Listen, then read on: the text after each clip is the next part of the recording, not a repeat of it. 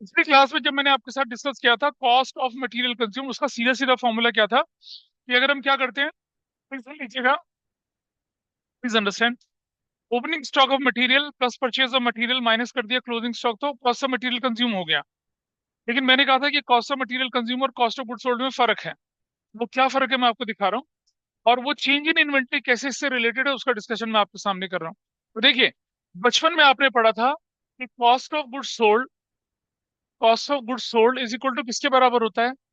Opening stock plus net purchases plus direct expenses और minus closing stock. ये formula हमने बचपन में पढ़ा था। Maybe financial statement without adjustment में पढ़ा हो, या फिर आपको अकाउंट इक्वेशन में मैंने पढ़ाया था जो मेरे पास थे उनके साथ। बाकी आप लोगों ने कहीं ना कहीं ये फॉर्मूला तो 11th क्लास में पढ़ा था, cost of goods sold calculate करने का। ओपनिंग स्टॉक में परचेज नेट जोड़ देते हैं, डायरेक्ट एक्सपेंस जोड़ के क्लोजिंग स्टॉक माइनस कर देते हैं, ठीक है। I am taking an hypothetical example कि cost of goods sold is equal to opening stock is मान लो 5 lakh, net net purchases is मान लो 20 लाख, और direct expenses is equal to 10 lakh, और closing stock is equal to 3 lakh. What is your answer? तो बताए, what is your answer? 32 lakhs your answer. अब इसी फॉर्मूले को एक और तरह से लिखा जा सकता है। कैसे? Net purchases plus direct expenses plus opening minus closing, closing 5, हाँ, excess of opening stock over closing stock. एक फॉर्मूला ये है। देखिए कैसे बनता है। Net purchases 20 lakh plus 10 lakh का डायरेक्ट एक्सपेंसेस, और बताइए 5 लाख 3 लाख से कितना ज्यादा? 2 लाख ज्यादा, तो कर दिया क्या? 2 लाख। आंसर कितना निकला बताइए? 32 लाख। इस पर कोई डाउट किसी को? और फिर से लिखूं मैं, cost of goods sold is equal to net purchases plus direct expenses plus, ध्यान से सुनना, प्लस ध्यान से सुनना, हम क्या कर रहे हैं? ओपनिंग इन्वेंट्री मेरी 5 लाख की, या ओपनिंग स्टॉक मेरा 5 लाख का, क्लोजिंग स्टॉक मेरा 3 लाख का। Stock is showing increasing trend या डिक्रीजिंग ट्रेंड? ओपनिंग 5 लाख का, साल के आखिर में स्टॉक कितने का बचा? 3 लाख का। तो स्टॉक इंक्रीज हुआ, डिक्रीज हुआ? डिक्रीज हुआ। Plus decrease in stock. आओ देखें जरा। नेट परचेज 20 लाख की प्लस 10 लाख का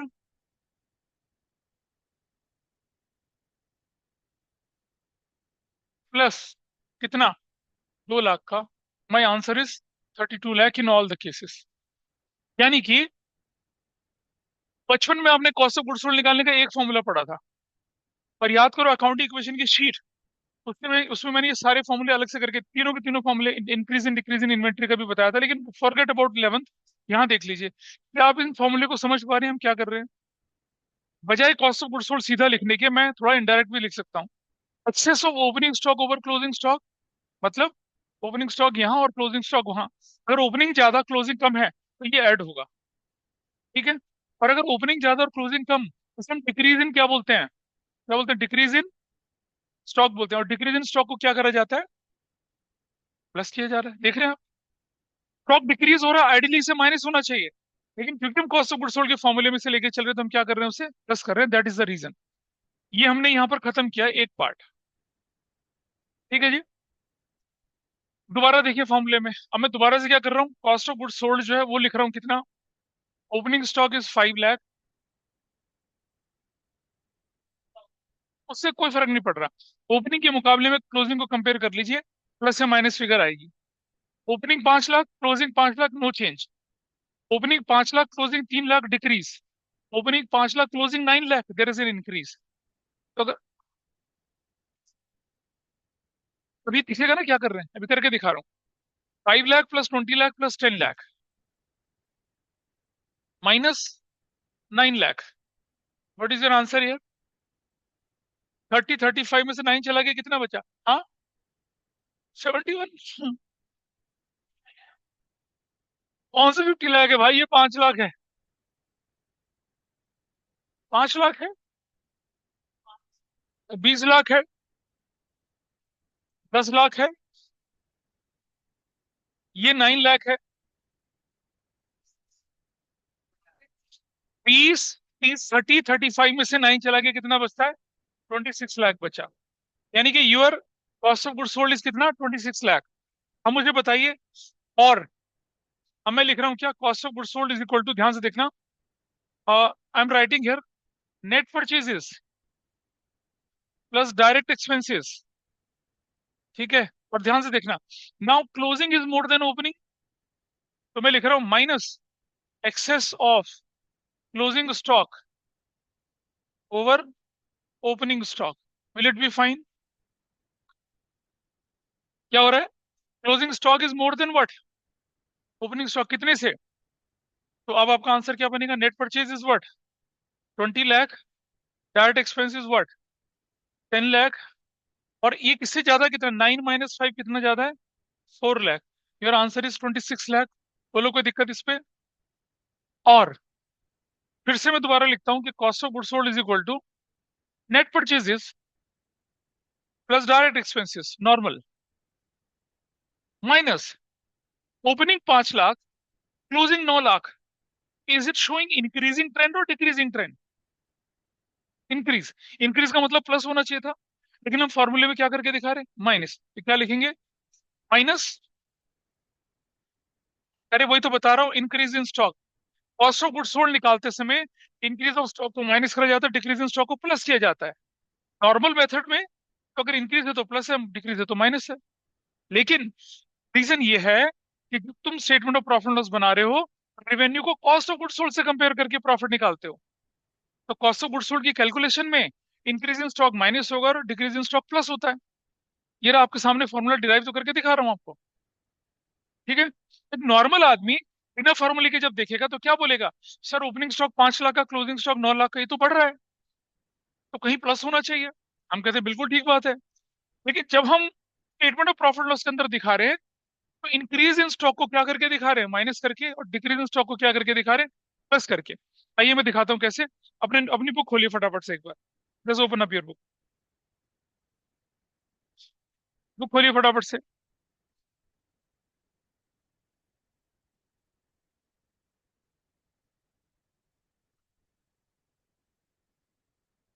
और अपनी बुक का आप लोग खोल लीजिए।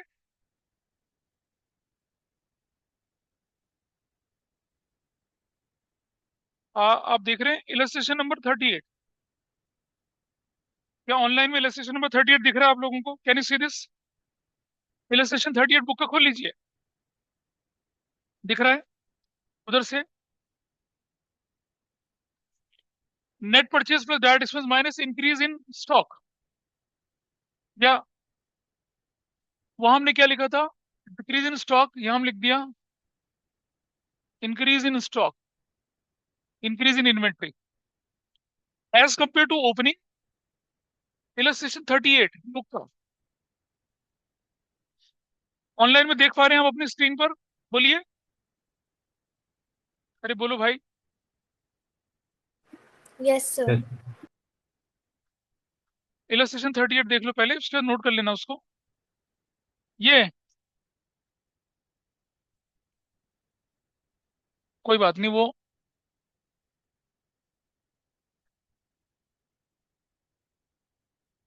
इंक्रीज इन स्टॉक, ठीक है, दिख गया। तो क्वेश्चन देखिए, फिनिश गुड्स की वैल्यू ओपनिंग और क्लोजिंग इन्वेंटरी दे रखी है, यानी ओपनिंग स्टॉक क्लोजिंग स्टॉक दे रखा है। वर्क इन प्रोग्रेस का ओपनिंग स्टॉक क्लोजिंग दे रखा है। स्टॉक इन ट्रेड का ओपनिंग क्लोजिंग दे रखा है। आपको बोला नोट्स टू अकाउंट में दिखाइए इसे। नोट्स टू अकाउंट में जब दिखेगा, इनकी फाइनल फिगर कहाँ जाएगी? स्टेटमेंट ऑफ प्रॉफिट लॉस में जाएगी। क्या बोलकर? चेंज इन इन्वेंट्री बोल के जाएगी ना। कैसे दिखता है चेंज इन इन्वेंट्री, वो दिखा रहा हूँ। चलिए पहले फिनिश गुड देखिए, सॉल्यूशन देखिए जरा। Can you see finish goods? Opening value 2,50,000 की, क्लोजिंग वैल्यू कितनी? 2 लाख की। ओपनिंग ज्यादा, क्लोजिंग कम है, डिक्रीज दिख रहा है। लेकिन आगे ब्रैकेट में क्या दिख रहा है? आगे में तो प्लस 50,000 दिख रहा है।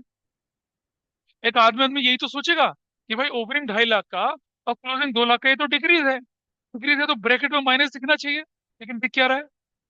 50,000 दिख रहा है। पॉजिटिव फिगर दिख रही है, क्यों दिख रही है?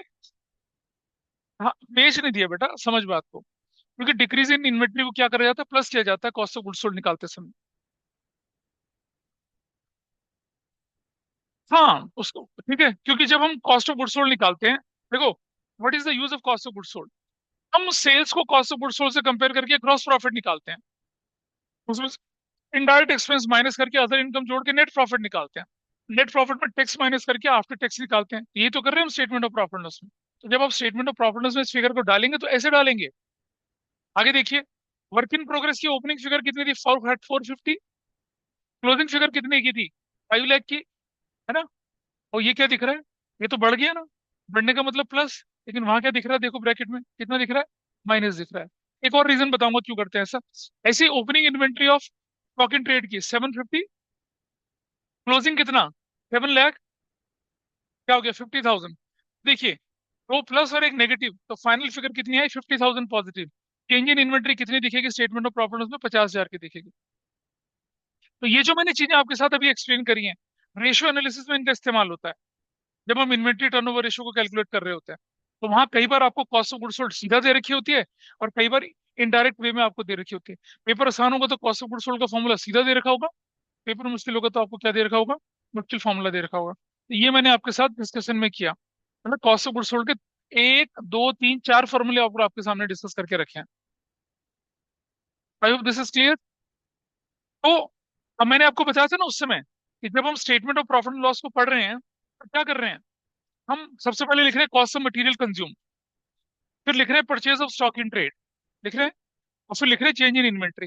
लेकिन इन्वेंट्री में क्या कर रहे हैं हम? WIP, फिनिश गुड्स और स्टॉक इन ट्रेड लेके चल रहे हैं, मटेरियल तो लेके नहीं चल रहे हैं। क्यों नहीं लेके चल रहे मटेरियल? क्योंकि ऊपर वाली हेड में आ गया वो, opening stock of material plus purchase minus closing. तो एक्सपेंस में 3 कैटेगरी है शुरू शुरू की।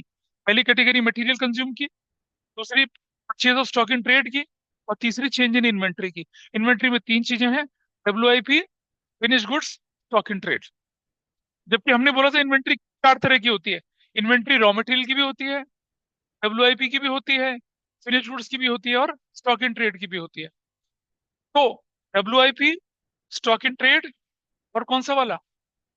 फिनिश गुड्स का, वो तो चेंज इन इन्वेंट्री के अंदर आ गया। और रॉ मटेरियल कहाँ चला गया? कॉस्ट ऑफ मटेरियल कंज्यूम में चला गया। ठीक है, और purchase of stock in trade बिल्कुल अलग तरह का एक्सपेंस है आपके पास। एक और तरीका समझिए, अगर आपने ओपनिंग स्टॉक था 5 लाख का, क्लोजिंग स्टॉक था 4 लाख का, 1 लाख स्टॉक आपका कंज्यूम हुआ, that is your cost. Agreed? वो तो आपकी कॉस्ट बन गई ना, तो आपकी एक्सपेंस में जुड़ जाएगी। लेकिन अगर ओपनिंग स्टॉक आपका कितने का था? 5 लाख का था, और क्लोजिंग स्टॉक 7 लाख का है, इसका मतलब क्या हुआ? कि आउट ऑफ 5 लाख, 5 लाख की इन्वेंट्री और बढ़कर 7 लाख हो रही है। इन्वेंट्री तो यूज हुई नहीं, इनफैक्ट 2 लाख की इन्वेंट्री आपने और खरीद ली। इसका मतलब क्या होगा? वो नेगेटिव है। इसका मतलब वो 2 लाख की इन्वेंट्री जो आपके स्टॉक में पड़ी वो तो कॉस्ट का पार्ट ही नहीं है। तो जब वो कॉस्ट का पार्ट नहीं तो एक्सपेंस में क्यों जोड़ रहे हैं उसको? इसलिए माइनस कर रहे हैं उसको। हम क्या कर रहे हैं? Revenue from operation other income को एक्सपेंस के साथ माइनस करके और मैचिंग प्रिंसिपल के हिसाब से प्रॉफिट एंड लॉस निकाल रहे हैं। अब एक्सपेंस में तो वही चीज रखूंगा ना जो यूज हो गई मेरी। 5 लाख की इन्वेंट्री साल के शुरू में, साल के आखिर में 3 लाख की इन्वेंट्री, यानी कि 2 लाख की इन्वेंट्री यूज हो गई। तो that is the part of my cost, that is the part of my cost. तो हमने क्या कर दिया? कॉस्ट में जोड़ दिया, उसको एक्सपेंस में जोड़ दिया। लेकिन मेरी 5 लाख की इन्वेंट्री थी, पर बढ़कर कितनी हो गई? 7 लाख की हो गई। तो यानी कि पुरानी इन्वेंट्री तो यूज हुई नहीं, 2 लाख की और आ गई। और वो 2 लाख की इन्वेंट्री स्टॉक बन के पड़ी हुई है, यानी कि वो यूज तो हुई नहीं, तो माइनस करना पड़ा मुझे। दिस इज अनदर रीजन कि इंक्रीज इन इन्वेंट्री को क्यों माइनस कर रहे हैं आप, डिक्रीज इन इन्वेंट्री को क्यों प्लस कर रहे हैं। डिक्रीज इन इन्वेंट्री का मतलब कंज्यूम हो गई, खत्म हो गई, यूज हो गई, कॉस्ट का पार्ट बन गई। और इंक्रीज इन इन्वेंट्री क्या है? यूज ही नहीं हुई ना, पुरानी यूज हुई, और 2 लाख और खरीदी, और वो भी यूज नहीं हुई। तो हम क्या करते हैं? Sales minus cost of goods sold को कंपेयर कर रहे हैं। तो जो चीज बिकी नहीं वो कॉस्ट का पार्ट कैसे बनेगी? याद है, मैंने फॉर्मूला सिखाया था, cost of goods produce, opening stock plus net purchase. बेटा समझना, opening stock plus net purchase plus direct expense, ये होता है कॉस्ट ऑफ गुड्स प्रोड्यूस। इनमें से अनसोल्ड अगर यानी कि माइनस कर दूं, यानी कि क्लोजिंग स्टॉक माइनस कर दूं, तो हमारे पास क्या निकल कर आता है? कॉस्ट ऑफ गुड्स सोल्ड आता है। और स्टेटमेंट ऑफ प्रॉफिट लॉस चाहे आप सोल प्रोप्राइटरशिप का बनाए, चाहे आप पार्टनरशिप का बनाए, आप कंपैरिजन क्या कर रहे होते हैं? सेल्स को कंपेयर कर रहे होते हैं कॉस्ट ऑफ गुड सोल्ड से। तो जो चीज बिकी नहीं वो मेरी कॉस्ट का पार्ट नहीं बनेगी, वो statement of profit and loss से हट जाएगी और क्लोजिंग स्टॉक के अंदर एसेट्स बोल के जाएगी। इसीलिए हमने क्या किया, statement of profit and loss से माइनस करके दिखा दिया। बढ़ी हुई इन्वेंट्री का मतलब है कि वो यूज नहीं हुई और क्या हुआ, हमारे स्टॉक में पड़ी हुई है, उसको मैं प्रॉफिट की कैलकुलेशन में इस्तेमाल नहीं कर सकता, इसलिए उसे हटा दिया। वैसा तरीका। तो दिस इज द रीजन कि आप इंक्रीज इन इन्वेंट्री को क्या करते हैं, माइनस करते हैं, और डिक्रीज इन इन्वेंट्री को कॉस्ट के अंदर इंक्लूड करते हैं।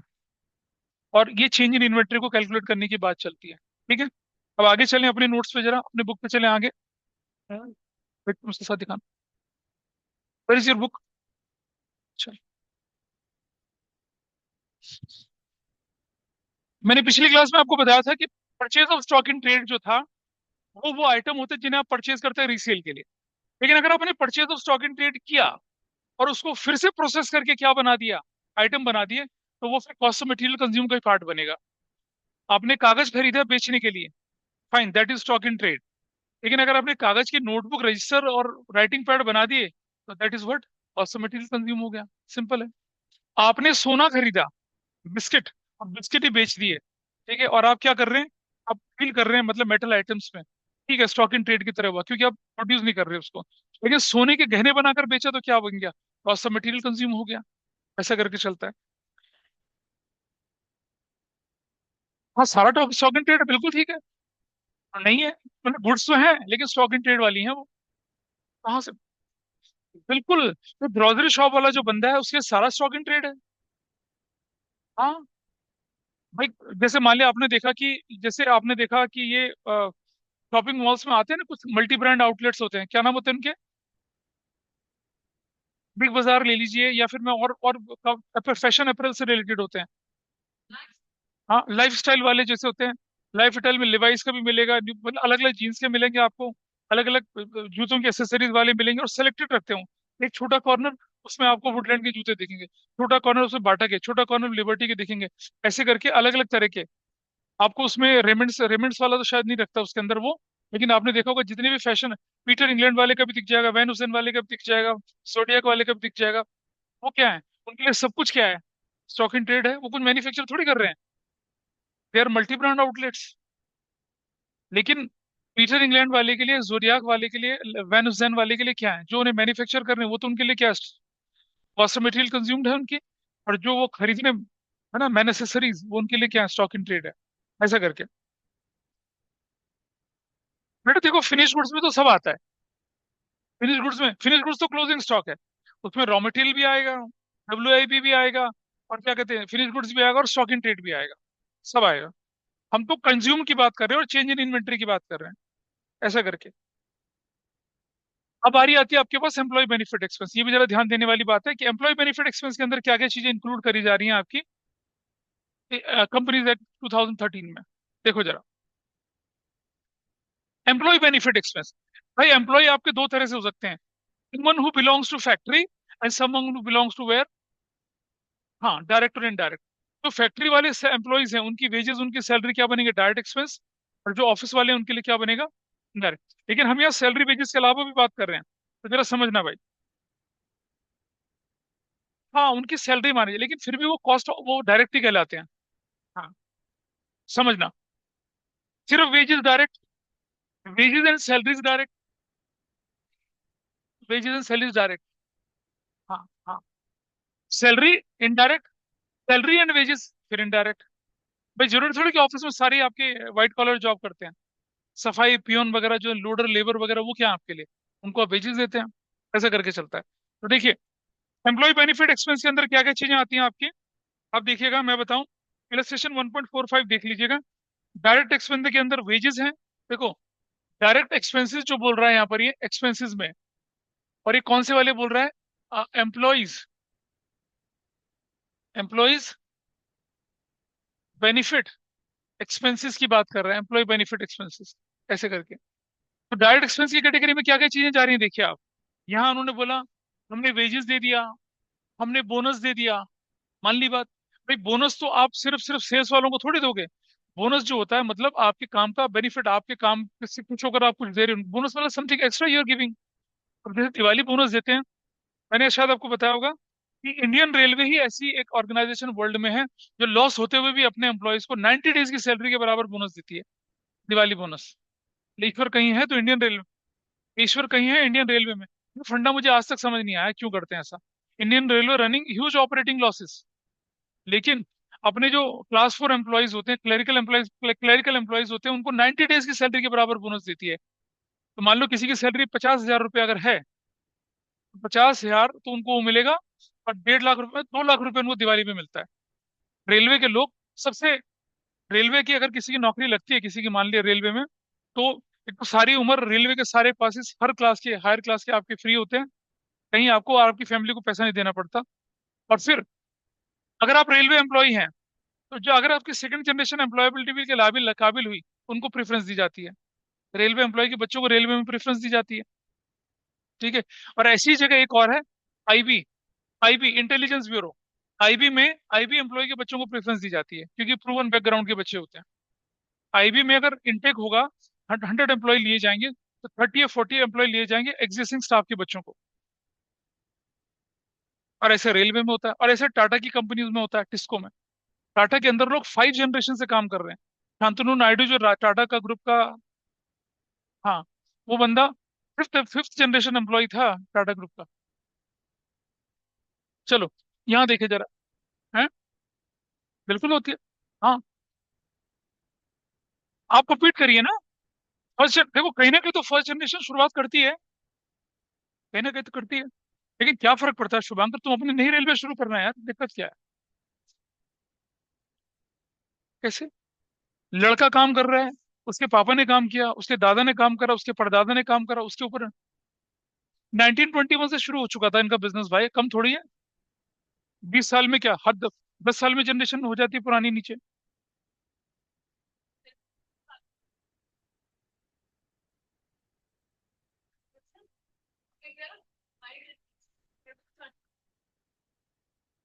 भाई देख, मैं अपनी जनरेशन का एक बंदा, मुझे अपने पापा का नाम मालूम, मुझे अपने दादा का नाम मालूम है, ठीक है, और मुझे अपने परदादा का नाम मालूम है। ठीक है। My great grand father was in British army. ठीक है जी, उनका नाम मालूम, वो कैसे पता चला? I am a curious child. तो जब मैं अपने गांव में अपने घर की सफाई कर रहा था, मुझे अपनी पुश्तैनी तलवार मिली, और मुझे,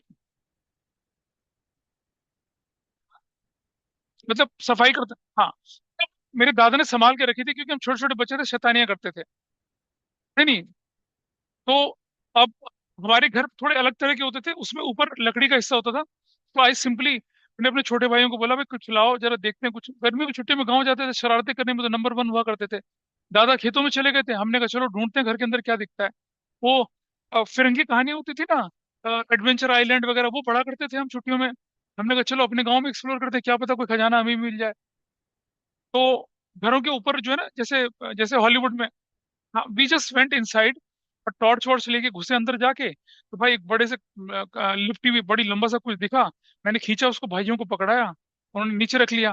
फिर मुझे एक ब्रिटिश आर्मी का हेड मिला, फिर एक छोटा सा बक्सा सा मिला जिसके अंदर भी कुछ खन खन की आवाज है। मैंने कहा चलो निकाल लेते हैं भाई। अच्छा, उससे पहले दादा आते, क्योंकि दादा आते ना डंडे से बजाते थे हम लोगों को। और उसको निकाला आराम से, उस तलवार के कपड़े उपड़े, उसको कपड़े में ढक रखा था पूरी तरह से, और उसको बांध रखा था। एनीवे, समहाउ जब उसको ओपन करा, तो भाई तलवार देखी, दोबारा से बांध के चुपचाप करके वापस रख दी। और वो जो छन छन करने वाला डब्बा था, जब उसको खोला, उसके अंदर हमें बहुत सारे मेडल दिखे। उसमें मेरे, उसमें गंगा राणा लिखा हुआ था। 1895 के, 1875 के, ऐसे उसमें मेडल थे बहुत सारे। सेकंड पंजाब इन्फेंट्री के वो मेडल्स थे, वो मैंने रख लिए। और जो टॉप होता है ब्रिटिश आर्मी का ना, एक सेकंड वर्ल्ड वॉर में देखा होगा आपने, हेड वैसा वाला। तो दादा आए, मैंने पूछा दादा जी ये क्या है, कहाँ से मिला तुम्हें? मैंने कहा ऊपर से मिला। तो भाई पहले तो डंडे से भयंकर मरम होती सबकी, तुम गए क्यों ऊपर? फिर और तो कुछ नहीं मिला। मैंने कहा नहीं, यही मिला था। तो जब रोते रोते थे, दादा ने सिर पे हाथ बोला, ये मेरे पिताजी के हैं। मैंने कहा आपके पिताजी क्या करते थे? कहते ब्रिटिश फौज में लड़ते थे वो। तब मुझे पता चला कि मेरे great grand father was in British army. ठीक है। और उनके मेडल्स वेडल्स सब हमने संभाल के अभी भी मेरे पास रखे हुए हैं, वो रखा संभाल कर। ठीक है। फिर मैंने पूछा दादाजी एक चीज और मिली थी। डंडा उठा लिया, क्या था? मैंने को कपड़े में लिपटी हुई थी। कह रहा तूने खोला तो नहीं उसको? मैंने कहा मैंने नहीं खोला उसको। Then I asked my father कि था क्या ये चीज। एनीवे, यार ये कहानी ज्यादा लंबी हो जाएगी, but still. So in my village there was a tradition कि दशहरे के टाइम पे, मैं कैसे बताऊं तुम लोगों को। नहीं नहीं, वो उसमें उसमें क्या हुआ करता था कि गांव में ना बहुत भयंकर बलि प्रथा होती थी। वो क्या करते थे, एक मेल भैंसे को छोड़ देते थे, और हर गांव वाले के पास अपनी पुश्तैनी तलवार होती थी, उससे उसको मारते थे, दौड़ाते हुए मारते थे। जो फाइनल शॉट करके उसको मारता था वो उस साल का विनर घोषित होता था, उसकी जय जयकार होती थी।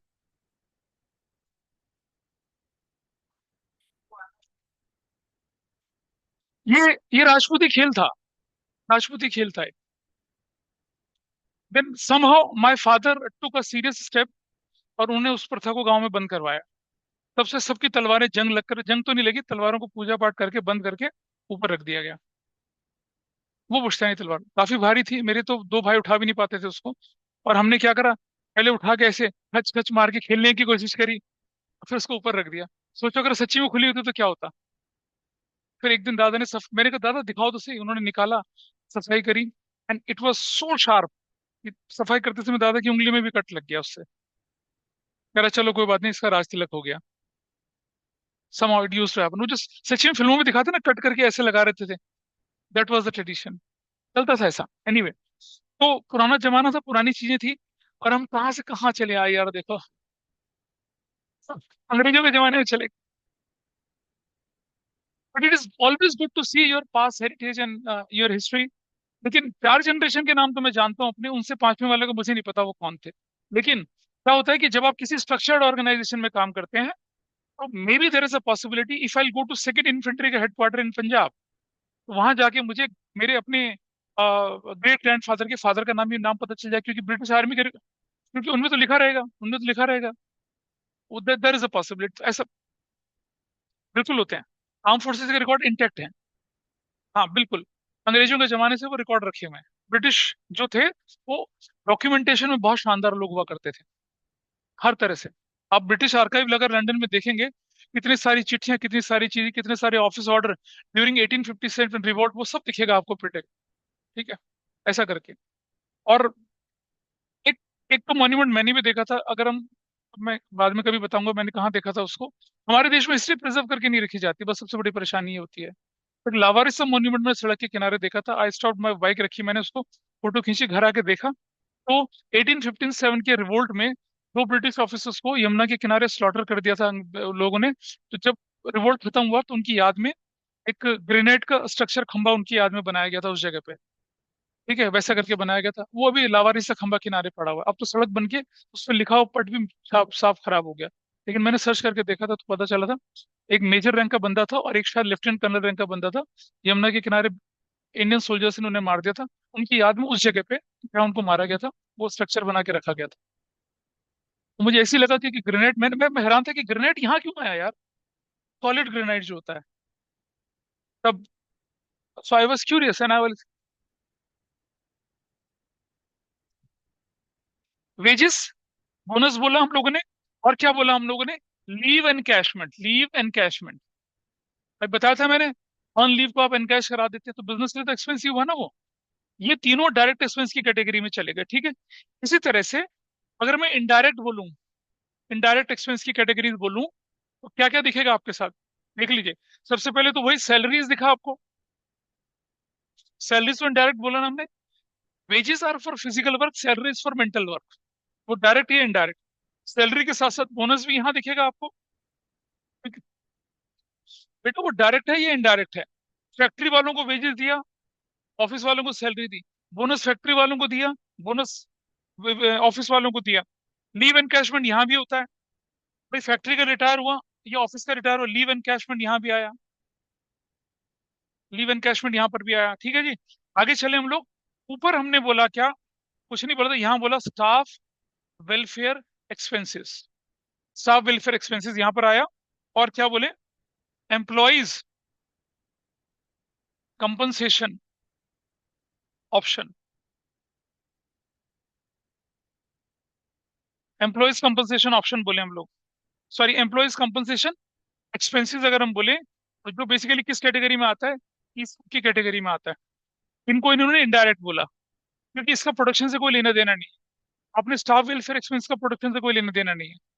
प्रोडक्शन से लेना देना है ये आपके प्रोडक्शन डिपार्टमेंट के, और ये आपके क्या हो गए, सेलिंग डिपार्टमेंट के, ऑफिस एडमिनिस्ट्रेशन के होते हैं। और ये न्यूट्रल होते हैं। स्टाफ वेलफेयर एक्सपेंसेस जो होते हैं वो अक्रॉस द डिपार्टमेंट चलता है, चाहे वो फैक्ट्री हो चाहे ऑफिस हो, उसको कोई फर्क पड़ता नहीं है। Is it clear? तो ये सारे के सारे क्या कहलाते हैं, आपके एम्प्लॉय बेनिफिट एक्सपेंस कहलाते हैं। लेकिन इतना डीपली आपके रेशियो एनालिसिस और कैश फ्लो में नहीं जाते हैं। सिर्फ स्टाफ वेलफेयर एक्सपेंस लिखा रहता है। अगर कोई इन्फॉर्मेशन ना गिवन हो तो डायरेक्ट इनडायरेक्ट मानकर उसको लेके चल सकते हैं। बोनस के बारे में कुछ ना बोला जाए, सैलरी के बारे में कुछ ना बोला जाए, ठीक है। अगर जब तक कोई क्लैरिटी ना हो तब तक उन्हें इनडायरेक्ट मान के चले। अगर डायरेक्ट होगा तो वो लिख के देंगे, अदरवाइज उसे इनडायरेक्ट मान के चलेंगे। ठीक है। डायरेक्ट इनडायरेक्ट कुछ भी मान के आप उसे चल सकते हैं। ये जो तुम फोन पे अपना टाइम बर्बाद करते हो ना, दैट्स नॉट, निकाल के दे दो मुझे, इधर दे दो। कभी तुम पुरानी यादों से परेशान हो, कभी कुछ कभी कुछ, छोड़ दो उसको यार। सो आपके पास इलस्ट्रेशन 39 इधर देखिए खोल के क्या लिखा है। आपको बोला एम्प्लॉय बेनिफिट एक्सपेंस की कैटेगरी में क्या क्या डालना है। वेजेस ऑब्वियसली जाएगा। किसमें जाएगा ये, एम्प्लॉय बेनिफिट में। सैलरी जाएगा। ग्रेचुटी आएगी। एम्प्लॉय के बेनिफिट के लिए ग्रेचुटी बनाई जाती है, हमने सिखाया था आपको। कन्वेंस एक्सपेंसेस नहीं जाता। कन्वेंस होता है आने जाने का खर्चा, उससे एम्प्लॉय को कोई बेनिफिट नहीं होता। वो एक क्या है, फैसिलिटी है जो आपने दे रखी है। बेनिफिट एक्सपेंस नहीं है। बेनिफिट मतलब एम्प्लॉय के वेलबींग से रिलेटेड। हाँ जी, बेटा समझ।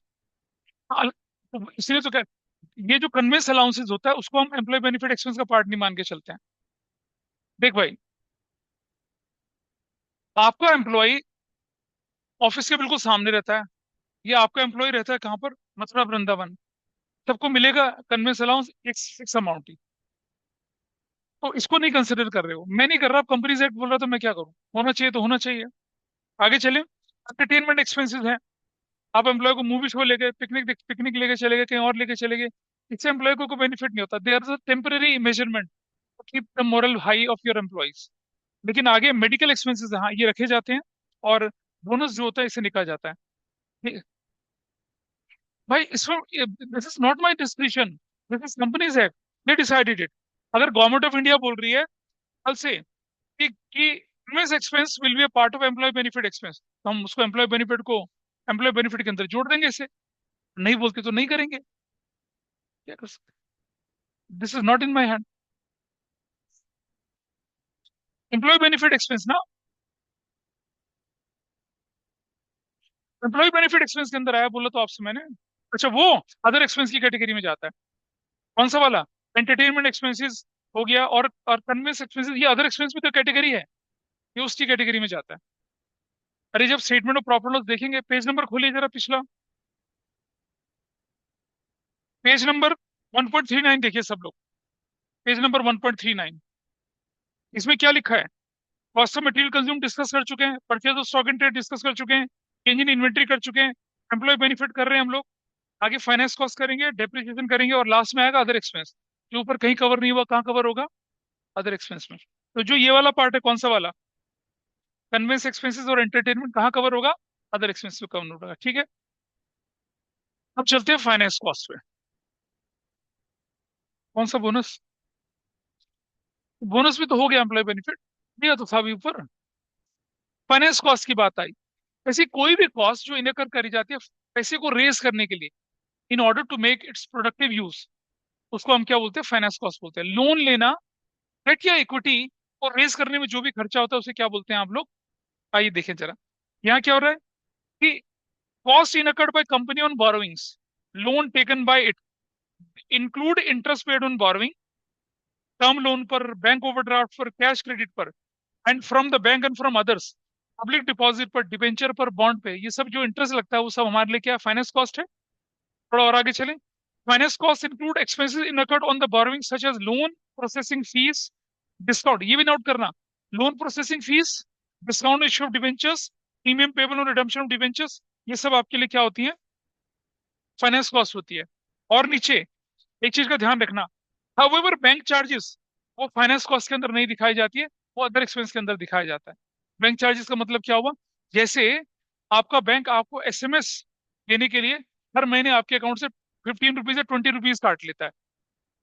कभी पूछना अपने पेरेंट्स से, उनको मैसेज आते हैं 15 रुपीज या 20 rupees deducted from your account on account of SMS servicing. तो अगर पंजाब नेशनल बैंक के पास मान लो 20 करोड़, मान लो 20 करोड़ अकाउंट होल्डर हैं, 15 रुपए सबसे ले लिया तो कितने करोड़ रुपए का उसने एसएमएस चार्ज काट लिया? 300 करोड़ का। ऐसा करके चलता है। तो ये अदर एक्सपेंस की कैटेगरी में चला गया हमारा, ठीक है। तो लेकिन एक चीज देखना जरा, आपने देखा होगा जब आप क्रेडिट कार्ड से कोई सामान खरीदते हो तो क्या बोलता है? 0% इंटरेस्ट ईएमआई, ऐसा बोलता है वो। लेकिन आपने कभी चीज नोट करी है? वो क्या बोलते हैं? वो बोलते हैं कि भाई प्रोसेसिंग फीस ना 1200 रुपये लगेगी, 1500 रुपये लगेगी। प्रोसेसिंग फीस के नाम पे उन्होंने क्या कर दिया? इंटरेस्ट काट लिया। They are very sharp. आपको बोलते हैं कि सर हम आपका क्या कर रहे हैं, हम आपको आपको 0 ईएमआई पे दे रहे हैं। जैसे मान लो आपने एप्पल का आईफोन लेटेस्ट खरीद लिया, आपने बोला कि भाई 6 महीने की 0 ईएमआई है, लेकिन प्रोसेसिंग फीस के नाम से आपसे 900, 1000, 1100 रुपये, 1200 रुपये ले लिया उन लोगों ने। तो आप बताइए, 1 लाख रुपए 1200 रुपये कितना परसेंट हो गया? 1.2% हो गया। हो गया वसूल, ले लिया interest. Free, there is nothing free in this world. पैसा सबका लगता है, ठीक है। मैंने होम लोन लिया 2006 में, 12 लाख रुपए का। उसने मुझे बोला, एक एक मतलब मैंने तीन सरकारी बैंकों में अप्लाई करा, क्योंकि मुझे पता है कभी सरकारी बैंक में अप्लाई करेंगे तो एक बैंक से तो होता नहीं है, 3 बैंक में आपको अप्लाई करना चाहिए। एक बैंक वाला बड़ा ही एटीट्यूड वाला जो भी था, मेरे घर का 3 बार सर्वे कर गया, खाना पीना खा के चला गया, चाय पानी पी के चला गया। एंड फिर बोलता कि 5,000 रुपीज है ना, फाइल चार्ज लगेंगे। और मुझे मालूम था ये पास में इसने करना ही नहीं है। तो फिर मैंने उसे कहा, यार 5,000 रुपये फाइल चार्ज ले, फाइल तो मैं ही दे देता हूँ तुझे, मेरे से ले ले फाइल। यार मिस्टर राणा आप समझ नहीं रहे, फाइल चार्जेस का मतलब, मैंने कहा हाँ फाइल का मतलब फाइल बनाने का खर्चा, ले ले, मेरे घर में कितनी फाइल पड़ी हुई है। यार आप तो मजाक कर रहे हो हमारे साथ। कोई प्रोसेसिंग फीस ही होती है उनकी वो, कभी भी प्रोसेसिंग फीस होती है, वो एक्स्ट्रा बेनिफिट होता है, ठीक है। आपने अगर 70 लाख 80 लाख का लोन लिया तो कम से कम नहीं तो 25,000 से लेकर 45,000 के बीच में प्रोसेसिंग फीस लगती है, ठीक है। क्या प्रोसेसिंग फीस बोल के चलते हैं कि हमारा एम्प्लॉय बैठेगा, आपके कागज तैयार करेगा, उनका प्रिंट लेगा, साइन कराएगा, हमारा एम्प्लॉय इंगेज हुआ, उसका पैसा काटते। तो देखो जब आप लोन लेने जाते हो तो आप कटते हैं अच्छे से, you have no choice, you have to accept it. तो प्रोसेसिंग फीस इज क्लियर। लेकिन बैंक चार्जेस जो होंगे वो अदर एक्सपेंस का पार्ट बनेंगे। अगले पेज पे चलिए जरा। क्यों लिखते हैं? क्यों लिखते हैं? बिल्कुल ठीक बात बोली, ठीक है। आपने पढ़े थे accounting principle, full disclosure and materiality principle, उसके लिए लिखते हैं। फुल डिस्क्लोजर में आपको पता चल जाता है कि आपके कॉस्ट के हेड क्या है। भाई कॉस्ट ऑफ मटेरियल कंज्यूम अगर बढ़ रही है पिछले साल के मुकाबले, तो यानी कि आप प्रोडक्शन ज्यादा कर रहे हो, ठीक है जी। और purchase of stock in trade ज्यादा हो रहा है, बढ़ रहा है, इसका मतलब आपने क्या किया? अपने सामान के अलावा बाहर से लोगों का सामान खरीद कर फिर बेचने के लिए लगाया। चेंज इन इन्वेंट्री अगर आपकी नेगेटिव है तो इसका मतलब आपने इन्वेंट्री में ज्यादा पैसा लगा दिया, ठीक है जी। तो दिख रहा है ना अलग अलग हेड। फाइनेंस कॉस्ट का मतलब है कि बोरोइंग कॉस्ट ज्यादा हो रही है आपकी। अगर आपके ऑपरेटिंग एक्सपेंस, भाई देखो अगर आपका कॉस्ट ऑफ मटेरियल कंज्यूम बढ़ रहा है, चेंज इन स्टॉक बढ़ रहा है, मतलब purchase of stock in trade बढ़ रहा है, तो इसका मतलब आपका धंधा बढ़ रहा है। लेकिन अगर आपकी फाइनेंस कॉस्ट बढ़ रही है, इसका मतलब क्या हो पिछले साल के मुकाबले? कि भी आप तो लोन उठा रहे हो, लोन में आपको ज्यादा पैसा देना पड़ रहा है, आपके इंटरेस्ट के ऑब्लिगेशन ज्यादा बन रहे हैं। तो एनालिसिस के लिए इंपॉर्टेंट नहीं हुआ वो, इसलिए करते हैं ऐसा। इसलिए अलग अलग हेड के अंदर दिखाया जाता है। कहते हैं ना कि आप बैलेंस शीट और स्टेटमेंट ऑफ प्रॉफिट लॉस पढ़ के आप किसी भी बिजनेस की फाइनेंशियल नब्ज को पहचान सकते हैं, और तब आप इन्वेस्टमेंट का फैसला करिए उसमें। तो हम लोगों ने बैलेंस शीट क्या कर रहा है, सिर्फ उसके स्ट्रक्चर को देखा, पढ़ना तो सीखा ही नहीं ना अभी, एनालिसिस करना सीखा ही नहीं है। उसके लिए रेशियो एनालिसिस है, उसके लिए कैश फ्लो स्टेटमेंट है, इसलिए चलता है। बोलिए। अरे bank charges day to day का खर्चा है भाई, एसएमएस के चार्ज ले रहे हैं, बिल डिस्काउंट करने के चार्ज ले रहे हैं। आपका अगर करंट अकाउंट चल रहा है तो बैंक चार्जेस लगते हैं हर महीने के, वो बोरोइंग कॉस्ट थोड़ी है, it's a routine expense. If हाँ, नहीं है फाइनेंस कॉस्ट में, अकाउंटिंग बिल का। लेकिन issuing debenture on discounting finance cost है। Premium redemption of preference share written off कर लिया, वो फाइनेंस कॉस्ट है। लेकिन बिल डिस्काउंट कराना बार बार होता है किसी बिजनेस में, ऑपरेटिंग एक्सपेंस की कैटेगरी में चले जाते हैं वो, उनको थोड़ी फाइनेंस कॉस्ट बोलेंगे। और आगे चलें तो अगला इलस्ट्रेशन 40 आपके पास है। Interest paid on term loan finance cost है, interest paid on bank overdraft finance cost है, discount on issue of debenture written off finance cost है, interest received on fix deposit ये फाइनेंस कॉस्ट नहीं है। अगर था तो जरूरी पेरेंट्स का तो उठा लेना था। बैंक चार्जेस फाइनेंस कॉस्ट नहीं है, और interest paid on deposits deposits मतलब शॉर्ट टर्म, याद है ना? Interest paid on public deposit या डिपॉजिट्स फाइनेंस कॉस्ट है, तो दैट्स द फाइनेंस कॉस्ट। हो गया पूरा। नीचे डेप्रिसिएशन एंड अमोर्टाइजेशन। डेप्रिसिएशन कहाँ लगता है भाई? फिक्स एसेट्स पर। और अमोर्टाइजेशन लगता है, और डिप्लीशन कहाँ लगता है? नेचुरल रिसोर्सेज पर। ठीक है जी। ये क्यों अलग रखे जाते हैं? ये नॉन कैश होते हैं, नॉन कैश होते हैं, लेकिन ऑपरेटिंग एक्सपेंस होते हैं, अलग से रखे जाते हैं। अदर एक्सपेंस में बहुत सारे एक्सपेंस आ जाते हैं, सारे डायरेक्ट इनडायरेक्ट एक्सपेंसेस जो होते हैं, जैसे कैरियज इनवर्ड, कैरियज आउटवर्ड हो गया। ठीक है। ये सारे के सारे एक्सपेंसेस जो होते हैं, उनको किस कैटेगरी में रखा जाता है? जब आपने फाइनल अकाउंट पढ़ा था तब पढ़ा था, बोलिए क्या पूछना है।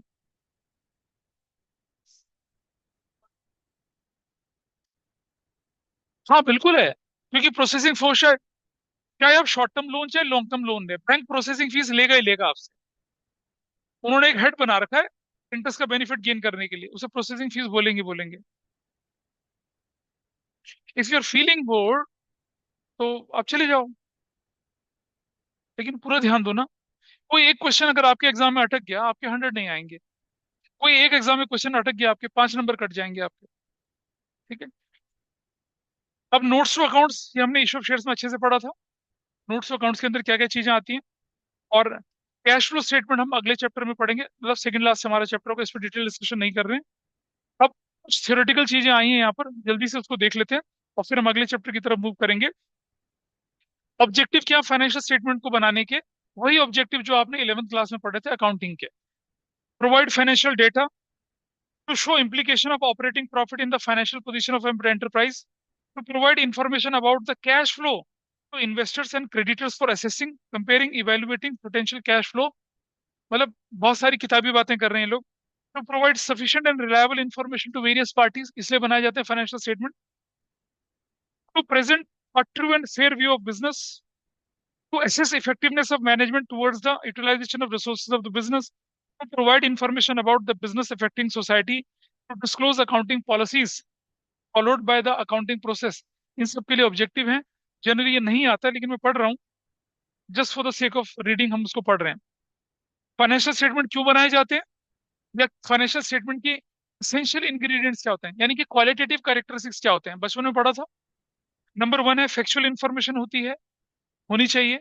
ये अंडरस्टैंडेबिलिटी होनी चाहिए इसके अंदर। ये कंपेरेबल होते हैं, याद है ना? Qualitative aspects of accounting information, ये वेरीफाइबल होने चाहिए, और ये रेलेवेंट होने चाहिए, और क्या होने चाहिए? टाइम पे प्रोवाइड करे जाने चाहिए।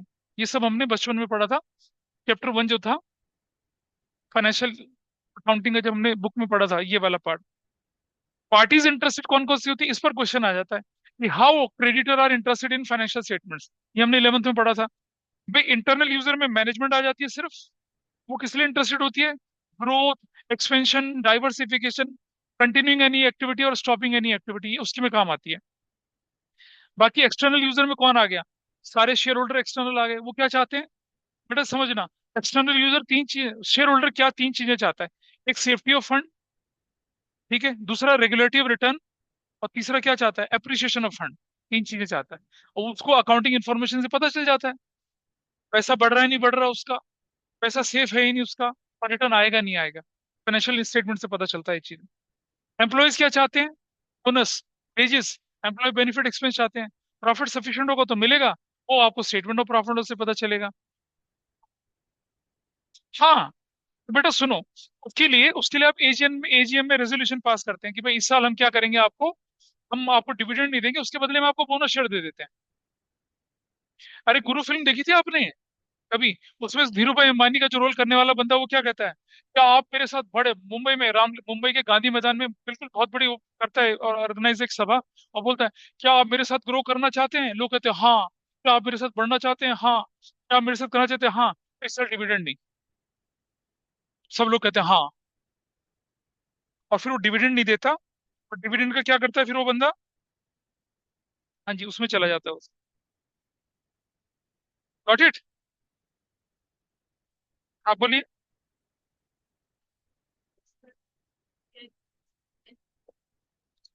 बाबा, share holder are responsible to the business to the amount of share invested by them. ठीक है बेटा, सुनो, पहले मेरी बात समझना। सोल प्रोप्राइटरशिप में क्या पढ़ा था आपने? ओनर एंड मैनेजर्स, इंटरनल बोले थे ना? बोले थे। यहाँ जो शेयर होल्डर हैं, they are owner to the business to the extent of their share. मेरे पास पंजाब नेशनल बैंक के 10 शेयर हैं, तो मैं पंजाब नेशनल का मालिक तो हुआ, लेकिन 10 शेयर के लिए ना। लेकिन I am absolutely outsider to the business. I have no control over the activities of Punjab National Bank. 10 share लेके मैं चौधरी थोड़ी बन के घुसूंगा, लात मार के भगा देंगे मुझे। मैं मालिक हूँ, कितने शेयर होल्डर है तू? 10 शेयर है। अरे गार्ड फेंको इसे यार, कचरा आ गया। लेकिन had I been 51% shareholder in the Punjab National Bank, तो मैं तो भारत सरकार बन जाता फिर। Got it? सीईओ डिसीजन लेता है, सीएफओ लेता है, सीईओ लेता है, या मैनेजिंग डायरेक्टर लेता है। बस ये लोग आते हैं। Top level, middle level, lower level पढ़े थे? लोअर नहीं, मिडिल नहीं, top level, that is management, उसको बोला जाता है। डिसीजन मेकिंग पावर जिनके पास है, किसके पॉइंट ऑफ व्यू से? अकाउंटिंग के यहाँ कंपनी एक्ट के साथ। भाई रेलवे के शेयर्स नहीं है मार्केट में, कैसी बात कर रही है? हाँ, आईआरसीटीसी अलग हो, सब्सिडरी है रेलवे की, उसके शेयर्स हैं। नहीं नहीं, एक बात नहीं है। रेलवे आईआरसीटीसी से बहुत बड़ा है, बहुत बड़ा। वो तो रेलवे वालों ने क्या करा कि बुकिंग के लिए दुनिया भर के बिचौलिए फंस जाते, तो उन्हें अपना पोर्टल बना दिया। ठीक है, ऐसा करके है। आईआरटीसी के जो है वो उनकी एक limited company, listed company.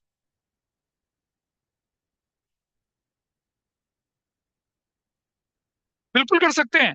United states of America में क्या है कि अगर आपके पास किसी कंपनी के 27-28% शेयर है, तो सरकार फोर्स करती है आपको उस कंपनी के 51% शेयर लेने के लिए। हाँ बिल्कुल। उनका पर्पस क्या है? वो यूएस में क्या होता है कि किसी कंपनी के आपके पास 27 या 28% शेयर आ गया, तो सरकार आपको फोर्स करेगी, भाई इस कंपनी के 51% शेयर होल्डिंग आप लो। क्योंकि उससे क्या होगा, you will show 100% interest in running that firm. हमारे देश में थोड़ी होता है, 10% 12% अलग अलग पोर्टफोलियो बना लिया, चल दिया। राकेश झुनझुनवाला ने कितनी जगह पे अपने शेयर होल्डिंग फोड़, किसी के 12%, किसी के 8%, किसी के 7% था। Had he been in USA, तो बहुत सारी कंपनियों का मालिक बन जाता। जबकि राकेश झुनझुनवाला मालिक नहीं था किसी कंपनी का, वो तो इन्वेस्टर था। तो हम उनका बिजनेस करने का तरीका अलग है, हमारे देश में अलग तरीका बनता है। हम शेयर खरीद सकते हैं। और अगर कभी मैं बिजनेस स्टडीज पढ़ाऊंगा तो मैं आपको बताऊंगा जो सेबी का जन्म कैसे हुआ, उसके पीछे बड़ी इंटरेस्टिंग कहानी है। लेकिन अभी नहीं बता सकता, अकाउंटेंसी चल रहा है। सेबी की कहानी जो थी वो नाइन, अब छोड़ो ना, यहाँ करते हैं इस काम को। एम्प ना, that is a business studies term, उसमें यानी यहाँ देखिए। Employees, employees, bank and financial institutions. Bank और फाइनेंशियल इंस्टीट्यूशन क्या चाहते हैं कि भाई आपकी बोरोइंग कैपेसिटी कितनी है ना, आपकी बोरोइंग कैपेसिटी कितनी है, उसके हिसाब से वो आपको फाइनेंशियल स्टेटमेंट से पता चलता है। इन्वेस्टर एंड पोटेंशियल इन्वेस्टर इंतजार कर रहे होते हैं कि कैसे आपके शेयर का ट्रेंड चल रहा है मार्केट में, आपकी शेयर होल्डिंग कितनी है, आपका फाइनेंशियल पोजीशन क्या है, आपके रिजर्व्स कितने हैं, फ्यूचर ग्रोथ एंड एक्सपेंशन कितना है आपके, आपका स्ट्रेंथ क्या है, वीकनेसेस अपॉर्चुनिटीज थ्रेट क्या है, आपके एक्सपेंसेस के मेजर हेड क्या है, ये सब देखते हैं। क्रेडिटर्स जानना चाहते हैं कि जो सामान उधार बेचा उसकी रिकवरी हो पाएगी नहीं हो पाएगी। गवर्नमेंट अथॉरिटीज क्या चाहती हैं? टैक्स और सिर्फ टैक्स, है ना। और वो ये जानना चाहते हैं कि क्या आपने कि गवर्नमेंट ऑफ इंडिया के कंपनीज एक्ट के जो रूल रेगुलेशन तो उन्हें कंप्लाई किया या नहीं किया, ये वो जानना चाहते हैं। ठीक है। इसके बाद आता है SEBI, securities exchange board of India. क्या है? एक वॉच डॉग है, याद है ना, SEBI is the watch dog. वो जानता है कि क्या आपने सिक्योरिटीज मार्केट के सारे रूल रेगुलेशन को कंप्लाई किया या नहीं किया। ये सारे आपके एक्सटर्नल कहलाते हैं। जबकि इनमें से सेबी वाला पार्ट आपने 11th क्लास में नहीं पढ़ा था, क्योंकि वो सोल प्रोप्राइटरशिप पे एप्लीकेबल नहीं होता है, इसलिए वहां नहीं था, यहाँ है। अच्छा, लिमिटेशन क्या होते हैं ये देख लीजिए। हिस्टोरिकल रिकॉर्ड्स होते हैं, तो और बिजनेस एस्टिमेट से इफेक्ट होता है, इसलिए ट्रू एंड फेयर सिचुएशन नहीं पता चल सकती। अलग अलग समय पे अलग अलग अकाउंटिंग प्रैक्टिसेस चलती है, इसलिए यूनिफॉर्मिटी के चांसेस थोड़े खराब हो जाते हैं। और क्वालिटेटिव एलिमेंट हमेशा इग्नोर होते हैं। इसके बाद प्राइस लेवल चेंजेस इग्नोर होता है। और आप सभी पार्टी के पर्पस को इसके थ्रू सॉल्व नहीं कर सकते हो। इस तरह से ये चैप्टर आपका क्या हुआ, खत्म हुआ। ठीक है। और अभी हमारे पास है time, let us go to the next chapter. आइए देखें जरा। हाँ जी सर। हाँ बोलिए। अपनी बुक खोलिए फटाफट से। अरे बेटा ये जल्दी होने, पहले चैप्टर टाइम लगता है, अभी अगले वाला चैप्टर देना हवा की तरह बहेंगे सारे। हाँ देखना। नहीं लगेगा रेशो में टाइम, मैं बता रहा हूँ तुम्हें। जरा अब मैं आपसे कुछ पूछ रहा हूँ, उनका जवाब मुझे देना, ठीक है? देखते हैं कि कितना ये चैप्टर आपके दिमाग में गया, कितना उससे निकल गया। और ये एग्जाम में आए हुए क्वेश्चंस होते हैं, जस्ट देखिए।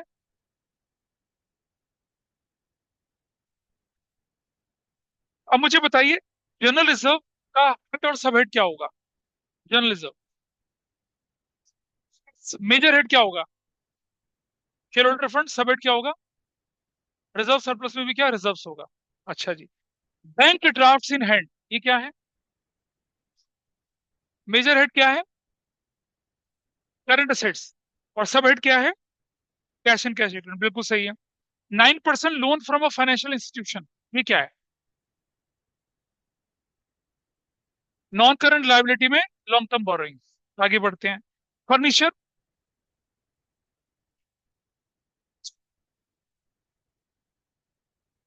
फर्नीचर करंट असेट्स कैसे हुआ? आपके घर में सोफा है, आप एक दिन बैठे उसका फेंक दिया,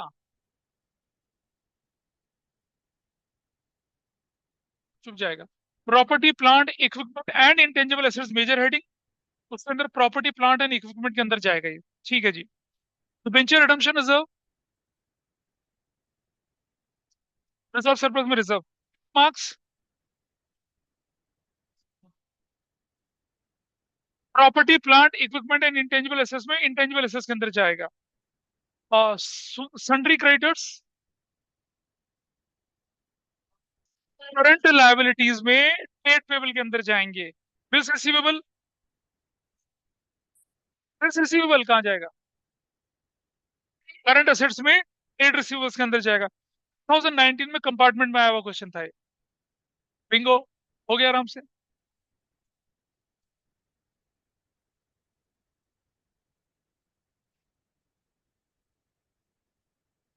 अब सुनिए ध्यान से, सुनो ध्यान से, फिर से बताना है। Balance of the statement of profit and loss account, ये कहाँ जाएगा? Balance of the statement of profit and loss कहाँ? शेयर होल्डर फंड में रिजर्व एंड सरप्लस। क्लियर? सुन लीजिए यार। Interest accrued on investments, accrued on investment. Other, बहुत बढ़िया, absolutely wrong. Interest on investment है। इन्वेस्टमेंट इंटरेस्ट ऑन लोन नहीं। सुनो, interest accrued and not due on loan नहीं है ये। उसका दिन अदर करंट असेट्स के अंदर, अदर करंट असेट्स के अंदर जाएगा, बिल्कुल ठीक है। आगे चले। लाइव स्टॉक, कुत्ता गधा घोड़ा बकरी,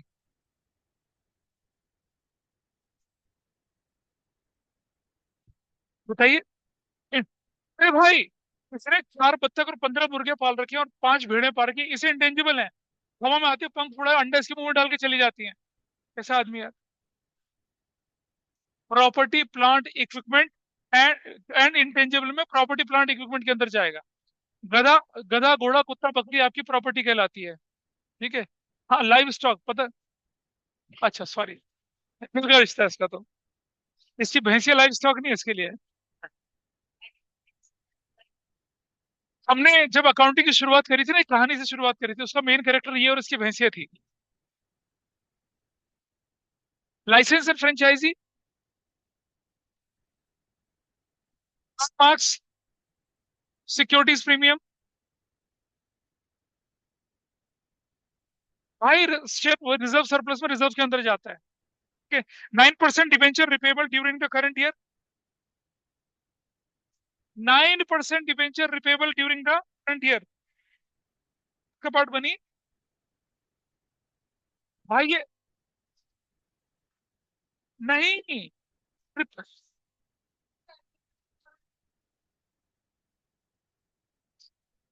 अंडरस्टैंड। ड्यू और मेच्योरिटी नेक्स्ट फाइनेंशियल ईयर अगर में है तो इस साल वो शॉर्ट टर्म बोरोइंग का पार्ट बनती है। लेकिन वो तो इस साल ड्यू हो गया, अब क्या वो साल आ गया, मेच्योर डिपॉजिट हो गया ना, वो तो मेच्योर डिबेंचर हो गया। तो क्या बन जाएगा ये? करंट लायबिलिटी में अदर करंट लायबिलिटीज। वो current maturities of long term debt तब होता है जब शॉर्ट टर्म बोरोइंग का पार्ट बनता है।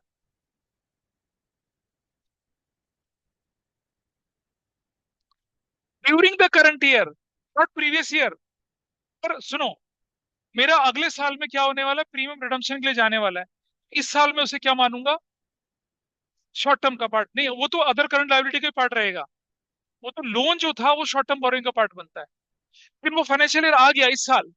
अब क्या इस साल क्या है वो? इस साल तो मेच्योर हो गया वो, अदर करंट लायबिलिटी बनेगा ना इस साल। बेटा, current maturities of long term debt बोलकर शॉर्ट टर्म बोरोइंग में तब जाता है जब वो ड्यू फॉर रिडम्पशन अगले साल हो। अरे मेच्योर डिबेंचर क्या बोले थे मैंने आपसे? ना वो नॉन करंट है, ना वो नॉन मैच्योर डिबेंचर, ना वो शॉर्ट टर्म है ना लॉन्ग टर्म है। वो क्या है? अदर करंट लायबिलिटीज है। अच्छा, आगे देखिए जरा।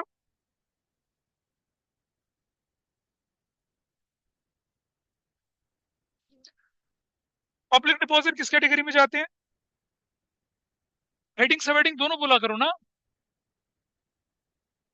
Long term non current liability में लॉन्ग टर्म बोरिंग। ठीक है, received in advance. Current short term ही बेटा, करंट लायबिलिटी में other current liability. Tools, property plant equipment, absolutely wrong. Inventory, inventory. हाँ, लूज टू स्टोर्स एंड स्पेयर्स किसका part बनते हैं? इन्वेंट्री का। चलो बताता हूँ। पहले क्या होता था, 1956 वाले कंपनीज एक्ट में लूज टूल्स को और स्टोर स्पेयर्स को किसका पार्ट, लूज टूल्स को आपने टेंजिबल एसेट्स का पार्ट बनाया था। इस साल इन्होंने क्या कर दिया, अब 2013 में क्या किया, लूज टूल्स को इन्वेंट्री का पार्ट बनाया। लूज टूल्स होते हैं 50 प्लास, पेचकस, हथौड़ी वगैरह। मान लो अबीर को संजना के नट बोल्ट कसने हैं, तो ये कहेगा शुभांकर तो भाई अपना प्लास पेचकस दे दे। शुभांकर कह रहा खरीद ले, कह रहा खरीदना तुझसे क्यों खरीदूंगा, मार्केट से ना खरीदूंगा। तो जो लूज शूज होते हैं जो आपकी फैक्ट्री में इस्तेमाल होते हैं, उनकी वैल्यू कबाड़े जैसी होती है। उनको बेचेंगे तो कोई पैसा नहीं मिलने वाला, आपको लोहे के भाव बिकेगा वो। तो उनको क्या करते हैं ये लोग, कंज्यूमेबल आइटम की कैटेगरी में डाल के इन्वेंट्री में प्लेस कर देते हैं। ऐसे ही स्टोर्स एंड स्पेयर समझिएगा। स्पेयर होते हैं स्पेयर पार्ट्स, मतलब आपकी मशीन के स्पेयर पार्ट्स हैं, जरूरी थोड़ी किसी दूसरे में लग जाएंगे। तो आपके लिए वो यूजफुल है, लेकिन it is not useful for others. और और स्टोर्स किसे कहते हैं? स्टोर्स कहते हैं आप लुब्रिकेंट्स, पीस, मोबिल ऑयल, जो गाड़ी जो मशीनरी के फ्रिक्शन को दूर करता है। और सॉफ्ट कॉटन, आपने देखा जब गाड़ी सर्विस के लिए जाती है तो पहले उस पे क्या करते हैं, सर्विस धुलाई उलाई होने के बाद क्या करते हैं, उस पे सारा काम करने के बाद क्या करते हैं, ट्रैकलिन वगैरह करने के बाद उस पे पॉलिश लगाते हैं, और फिर सूखा कॉटन के कपड़े से उसको क्या करते हैं, चमका के साफ कर देते हैं। सॉफ्ट कॉटन उस काम आता है। तो जो सॉफ्ट कॉटन है, हैंड वॉश करने वाले होते हैं, फ्लोर क्लीनर होते हैं, लुब्रिकेंट्स, ग्रीस, मोबिल ऑयल, इनको क्या बोलते हैं, स्टोर्स बोलते हैं। तो stores, spares and loose tools किस कैटेगरी में जाते हैं? ये इन्वेंट्री की कैटेगरी में जाते हैं। इसीलिए जब हम करंट एसेट्स और करंट रेशियो कैलकुलेट करेंगे तो क्या करते हैं, लूज टूल्स को इंक्लूड नहीं करते हैं, स्टोर्स एंड स्पेयर को इंक्लूड नहीं करते हैं, क्योंकि उनको बेचने से पैसा नहीं। अब मान लो तुम्हारे पास क्या है, मोबिल ऑयल रखा हुआ है, मतलब ग्रीस रखा हुआ है, और तुम अपना बिजनेस को, तुम दूसरे वाले को बोले ग्रीस खरीद ले हमारा। क्यों खरीदेगा वो तुमसे ग्रीस? बाहर से ना खरीद लेगा। ऐसा करके चलता है। हाँ, लूज टूल्स का जो हेड है वो करंट एसेट से मेजर हेड, और सब हेड जो है इन्वेंट्रीज है। अच्छा, capital reserve, capital reserve, reserve surplus में। और रिजर्व कैपिटल कहाँ जाएगा? रिजर्व कैपिटल कहाँ शो करेंगे बताइए। हाँ, अबे शेयर कैपिटल के अंदर दिखाया जाता है वो, दिखाया जाता है? नहीं दिखाया जाता, it is not shown in the balance sheet.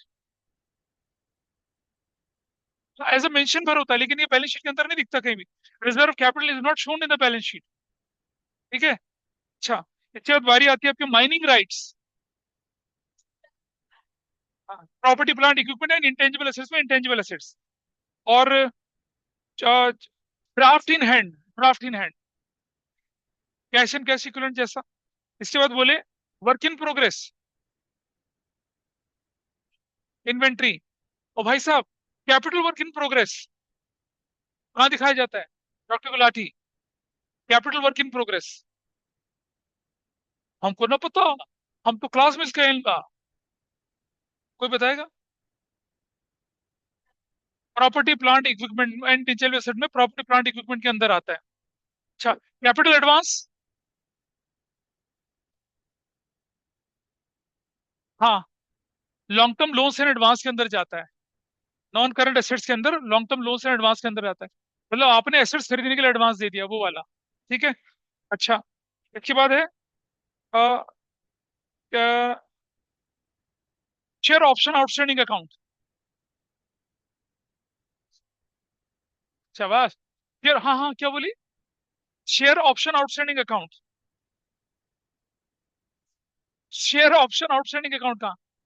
Reserve surplus के अंदर आता है, रिजर्व सरप्लस के अंदर आता है। मस्ट हेड, ये कहा जाएगा? अरे property plant and equipment, property plant equipment और इंटेंजिबल एसेट्स में इंटेंजिबल एसेट्स के अंदर चलता है। ठीक है। और देखें जरा कि फर्नीचर एंड फिक्चर्स। अच्छा, प्रॉपर्टी प्लांट, हाँ उस प्रॉपर्टी प्लांट इक्विपमेंट में किसके अंदर, प्रॉपर्टी प्लांट इक्विपमेंट अंदर आता है। फिटिंग्स, फिटिंग्स कहाँ जाती हैं, फिटिंग्स। ओ भाई साहब, मैंने फिटिंग्स इन्वेंटरी कभी नहीं पढ़ाया। प्रॉपर्टी प्लांट एंड इक्विपमेंट, और मैं property plant equipment intangible assets, property plant equipment, fitting किसे कहते हैं पता है। देखो बेटा, जिस पे आप बैठे हो फर्नीचर है, जिस पे आप बैठे हो फर्नीचर है, मूवेबल है। ये जो सामने ये फिक्चर्स है, वो पंखे, वो स्पीकर लगे हुए हैं जो, ऊपर एसी जो लगा हुआ है, सामने पीछे एसी, पंखे, सब फिक्चर्स हैं। ठीक है। और इनके अंदर जो वायर जा रही है दीवारों के अंदर, वो फिटिंग्स है। नहीं नहीं, वो नहीं, वो नहीं। ठीक है। हमारे इंडियन पॉलिटिशियन का बड़े शानदार एग्जाम्पल्स हैं। ठीक है। श्री मुलायम सिंह जी के सुपुत्र थे, जब वो सीएम थे यूपी के, जब वो छोड़ के गए अपना सीएम हाउस, तो क्या किया, फर्नीचर लेके गए, फिक्सचर लेके गए, फिटिंग्स भी लेके गए। हाँ हाँ। कैसे, एसी उतरवा लिया, टाइल जो लगी थी वो उतरवा लिया, कमोड तक निकलवा लिया, किचन की टाइलें उतरवा ली, यहाँ तक कि जो नलके थे जिन्हें हिंदी में टोंटे बोलते हैं उनको भी उतरवा लिया। ले गए, ले गए साथ में। ऐसे, ऐसे ही यशस्वी जो है लालू प्रसाद यादव के सुपुत्र हैं, यशस्वी यादव, डिप्टी सीएम का बंगला खाली करा, टाइल, वो क्या कहते हैं, फर्नीचर फिटिंग, फर्नीचर फिक्सर और फिटिंग सब लेके चले गए। सीन आप गूगल में चेक करेंगे दिखेगा आपको। बड़े ही तेजस्वी यशस्वी लोग हैं वो। उनके बेटों का नाम, एक का नाम यशस्वी यादव है, एक का नाम तेजस्वी यादव है ना। मोदी जी का मीम्स हुआ था ना, बड़े तेजस्वी लोग हैं, कितने तेजस्वी लोग हैं, कभी वो देखा होगा आप लोगों ने। तो तेज यशस्वी वो होता है जिसका यश फैला होता है पूरे ब्रह्मांड में। तेजस्वी वो होता है जिसका चेहरा आभा मंडल तेजोमय होता है। तो यशस्वी और तेजस्वी दोनों नाम है। नाइन्थ फेल एक बच्चा और एक अंगूठा छाप है। और सब कुछ निकाल के ले गए। तो थोड़ा सा अब आपने देखा इसके क्वेश्चन किस तरह के बनते हैं। और 3 नंबर का क्वेश्चन आता है, कोई बड़ी चीज नहीं है। लेकिन सबसे ज्यादा इंपॉर्टेंट चीज जो बनती है इसकी, वो होती है इसके रिलेटेड, कि आपको इस चैप्टर को पढ़ने के बाद रेशो करने में वाकई मजा आएगा। आपकी लॉजिकल अंडरस्टैंडिंग बहुत क्लियर होगी, और आपको ऐसा नहीं पता चलेगा कि भाई यहाँ आप कुछ मिस कर रहे हैं। एक और चीज मैं बताना चाह रहा था, छोटा सा ही है, होल्ड करना जरा।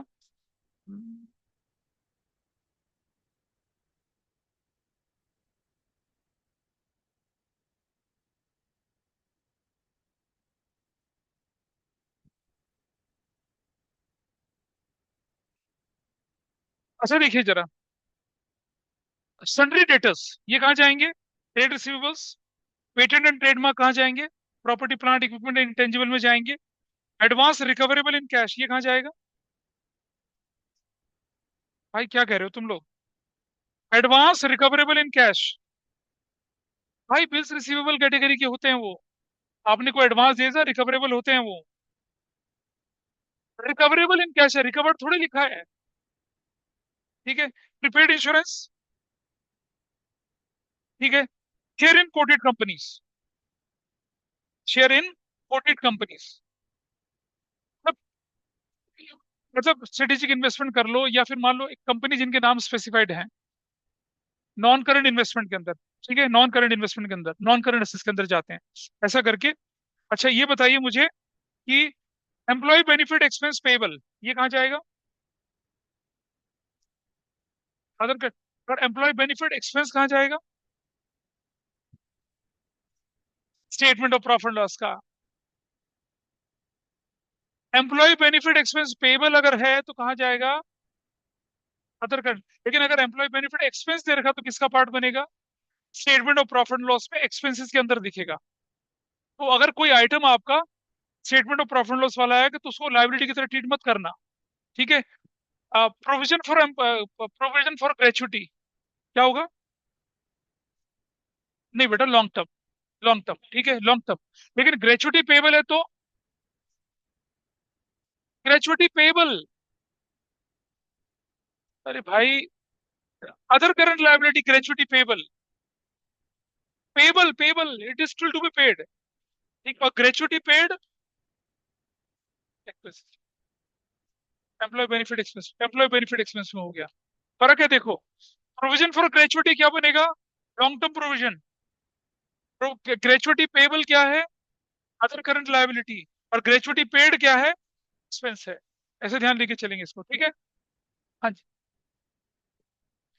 Capital reserve is created out of capital flow, reserve surplus का पार्ट है।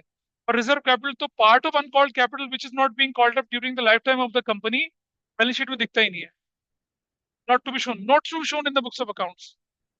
ठीक है, नोट के फुट नोट की तरह दिखाते हैं उसको। तो दिस चैप्टर इज ओवर। तो अब ये था बस एक हरक्यूलियन टास्क थी जो खत्म हुआ। बाकी फिर अगली क्लास में हम लोग प्रोबेबली प्रैक्टिकल भी शुरू कर पाएंगे। So that's all.